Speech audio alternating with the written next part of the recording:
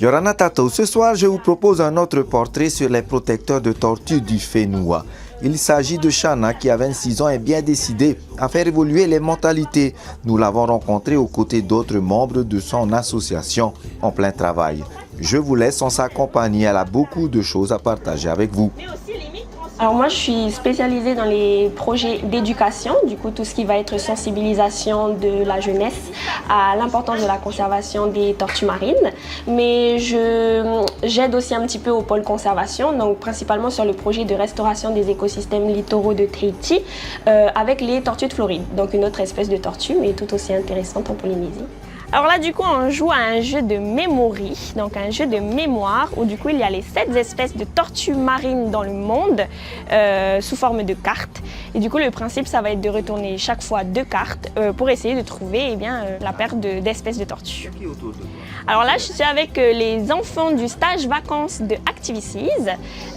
Donc, ils sont 8 ce matin et du coup, ils sont en programme éducatif avec moi sur le Hono Récré en version un peu cycle 3. Pour faire un peu un mélange des âges que j'ai aujourd'hui. Et c'est ce qui permet du coup de sensibiliser sur l'importance de la conservation des tortues marines et donc d'expliquer les espèces de tortues qu'on peut retrouver, les problématiques rencontrées. Il y a marqué SOS là, sur les affiches. La tortue est en danger? Oui, donc ça fait 35 ans maintenant qu'elle a été interdite à la consommation, interdite à la pêche, au braconnage des tortues, à la détention de tortues ou de parties de tortues. Et nous, notre combat, et ça depuis 20 ans maintenant, c'est principalement de protéger cette espèce et de faire comprendre l'importance de la conservation de cette espèce sur le long terme. Oui, bien sûr. Alors du coup, là, on a Pauline. Pauline qui s'occupe du groupe des enfants du stage d'Activities. À côté, vous avez Merle, notre bénévole au centre depuis une semaine. Et à côté, vous avez Hannah, notre stagiaire sur la culture à travers un projet sur les tortues imbriquées et qu'on peut retrouver dans le Pacifique. Nos 3 grands piliers pour l'association, ça va être les tortues marines, l'éducation et la sensibilisation et l'environnement marin polynésien en général, qui sont donc 3 grandes causes pour lesquelles ça nous tient à cœur, d'essayer de sensibiliser un maximum de personnes en passant par la jeunesse du Fénois.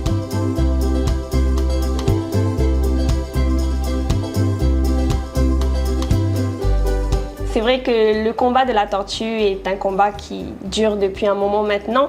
Moi, je viens d'arriver, ça fait pas longtemps, et moi, j'aimerais vraiment faire éveiller les consciences en fait sur les problématiques que les tortues peuvent rencontrer dans notre monde actuel. Dans la culture polynésienne, la tortue était consommée pour des rites cérémonieux et de façon spéciale dans la hiérarchie pour les rois, les reines et autres, et était consommée de façon ponctuelle pour des événements importants. Aujourd'hui, le problème que l'on a, c'est que ça fait plus de 35 ans qu'on a arrêté cette consommation ou bien même cette détention d'animaux. Et c'est vrai que forcément, dans la balance, il y a un déséquilibre. Donc là, on est au bassin de réhabilitation des tortues marines. Donc comme je l'ai expliqué, comme un hôpital à tortues, il y a la phase de soins. Donc le centre de soins d'où l'on vient, vous avez vu les bébés. Et ici, on est dans le centre de réhabilitation, autrement dit un petit peu le centre de repos, où du coup les tortues elles vont pouvoir vraiment avoir un grand espace, donc 1230 mètres carrés à peu près, où là elles vont vraiment pouvoir profiter d'être dans un grand bassin d'eau de mer naturelle avec 3 grandes entrées, donc au fond, à droite et juste là où on est.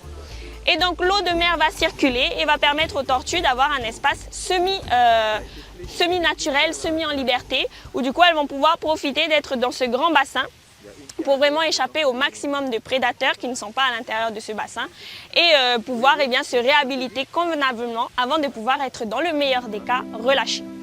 Aujourd'hui, on envoie des tortues et on est très content de ce fait-là. Mais le combat n'est toujours pas terminé parce qu'il y a toutes les problématiques anthropiques, donc liées à l'homme, et ça depuis beaucoup plus que 20 ans aujourd'hui.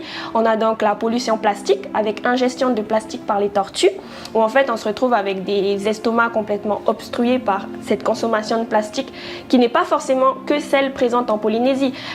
les tortues sont des voyageuses, elles traversent les océans du Pacifique. Alors pour les tortues de Tetiaroa qu'on a la chance d'étudier, on s'est rendu compte qu'elles pouvaient traverser plus de 10 000 km. On les retrouve en Nouvelle-Calédonie, à Fidji ou à Wallis et Futuna. Et on se rend bien compte que pendant cette traversée, elles vont être à la rencontre de ces gyres de plastique, de macro et de microplastiques, et que c'est inévitable pour elles d'en consommer. Donc à cause de tous ces problèmes-là, elle peut disparaître. C'est ça. Alors la tortue verte qu'on étudie est en danger d'extinction et la tortue imbriquée est elle en danger critique d'extinction.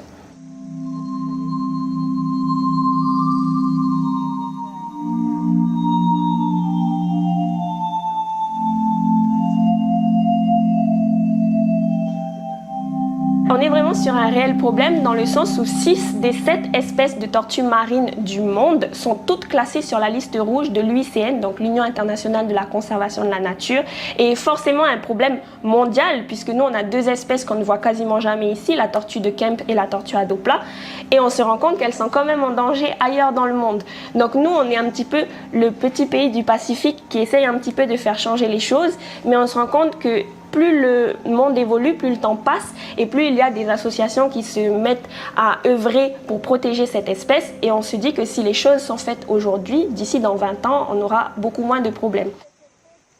Donc, les techniciens du centre de soins vont venir 2 fois par jour pour les bébés, les nourrir le matin et le soir, et pour les grandes, elles seront nourries 3 fois par semaine. Seulement 1 fois par jour à chaque fois qu'il y a cette semaine-là. Et du coup, les techniciens vont entrer à l'intérieur du bassin pour pouvoir nourrir les grandes tortues, pour celles qui est malheureusement aveugle au bec, et pour les 2 autres, essayer de les obliger un petit peu à sonder, à plonger à l'intérieur de l'eau pour pouvoir aller chercher leur nourriture. Et pour les petites, ça va être un petit peu une nage passive dans leurs premières années de vie où elles vont uniquement se nourrir de ce qu'elles trouvent à la surface. Donc la nourriture va être laissée en surface de l'eau, ou pour les morceaux de calamar tomber un petit peu au fond pour les obliger déjà, elles ont 5 mois, à aller au fond de l'eau pour chercher leur nourriture.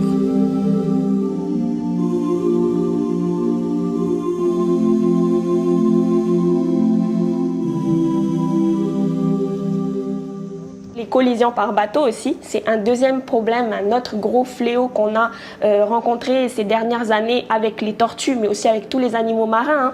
Les tortues, les baleines, les dauphins ont besoin de remonter à la surface pour respirer.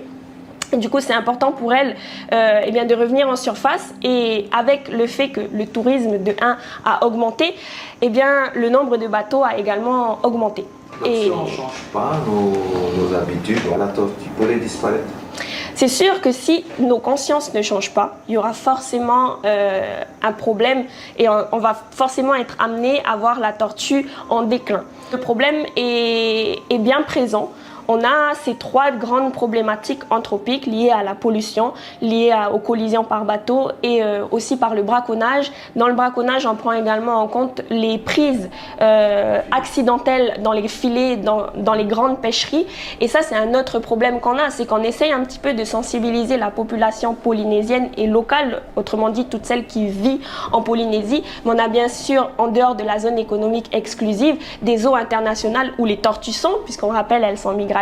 Donc elles vont forcément traverser ces eaux-là, et c'est à ce moment-là que nous on est un peu bloqués, on a une barrière où on se dit qu'est-ce qu'on peut faire pour elles, puisque nous on ne peut pas intervenir. Donc c'est à ce moment-là qu'il y a d'autres organisations internationales qui vont essayer d'œuvrer pour ça aussi, et c'est là où nous on aimerait en fait que le bouche à oreille qui fonctionne très bien au pays, c'est que ça finisse par remonter et que ça finisse par éveiller la conscience des plus grands et des plus hauts, et que c'est ça qui fasse faire le déclic. Cette tortue est en âge bientôt de pouvoir se reproduire, mais ne pourra malheureusement pas, parce que même s'il y avait reproduction avec un mâle imbriqué qu'on amènerait en captivité dans notre centre, ce qui est pour nous pas possible, mais en plus de ça, il faudrait qu'elle retourne sur la plage de naissance pour pouvoir mettre ses petits dans un nid. Donc il ne sera pas du tout possible pour elle de se reproduire durant toute sa vie. Alors la tortue en elle-même, les 2 espèces qu'on a ici, on en retrouve ailleurs. Mais est-ce qu'on pourra sauver la tortue verte ou la tortue imbriquée qu'on peut retrouver en Polynésie? Moi, je reste optimiste. J'ai plein d'années devant moi pour essayer de faire changer les choses, et je suis bien partie pour. En tout cas, je fais de mon mieux. Mais je reste confiante dans le sens où les les générations actuelles sont quand même ouvertes d'esprit avec ce monde de l'Internet, des réseaux, où on se rend finalement un peu plus vite compte de ce qui se passe dans le monde et finalement des choses qu'on peut parfois pas s'imaginer quand nous on est dans notre petit pays paradisiaque et où tout se passe bien, mais qu'on voit quand même les horreurs qui peuvent se passer dans le monde. Ça éveille un peu plus facilement les nouvelles générations à se rendre compte de l'importance de faire des choses aujourd'hui. Et ça, on le dit depuis que je suis toute petite. On me dit, peu importe les toutes petites choses que tu peux faire aujourd'hui, ça aura forcément un impact demain. Et si je fais ne serait-ce que une petite action aujourd'hui, je me dis que dans 20 ans, j'aurais pas fait tout ça pour rien.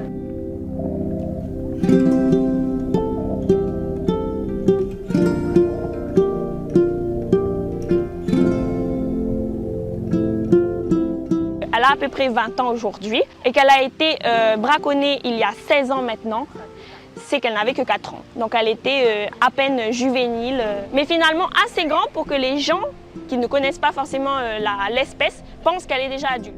Alors c'est vrai que moi-même, de façon personnelle, je voyais parfois les associations gouvernementales, environnementales du monde comme parfois avec des amalgames où on se dit est-ce que les personnes connaissent réellement le problème pour lequel ils vont mener ce combat. Et finalement, en étant au cœur aujourd'hui d'une association et de ces différents projets pour essayer justement d'éveiller les consciences par rapport à ce grand problème-là, je me rends compte qu'il y a quand même une volonté d'apprendre et une volonté de comprendre finalement les enjeux qu'il y a eu par derrière et finalement tout ce passé et tout ce contexte pour en arriver là aujourd'hui. Et je vois que les efforts sont vraiment fournis pour justement avoir toute cette historique et toute cette compréhension de qu'est-ce qui s'est passé il y a 40 ans pour qu'aujourd'hui on soit confronté à des problèmes qui font que notre combat durera encore peut-être 40 ans. Et voilà, c'est déjà terminé pour ce soir. On se retrouve la semaine prochaine pour un dernier portrait sur les protecteurs des tortues. Je vous rappelle juste qu'après cette série de reportages, vous pourrez apprécier un documentaire d'1 heure sur ce sujet.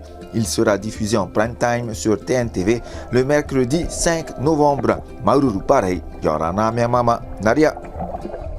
C'est vrai qu'on a la chance quand même d'être une équipe assez locale. Donc on est 2 salariés, 1 patenté et 4 services civiques polynésiens. Et on sait, hein, c'est une chance qu'on a justement d'avoir ces témoignages de personnes qui ont grandi dans des familles qui ont connu forcément la tortue. On a toujours associé la tortue aux ancêtres, on a associé la tortue au fait qu'on avait besoin d'en consommer pour avoir ce mana qui nous permettait vraiment de faire de grandes choses dans la vie, hein, finalement, de traverser les océans, d'être aussi nous, comme les tortues le sont, des aventurières et de traverser les océans pour aller découvrir le monde.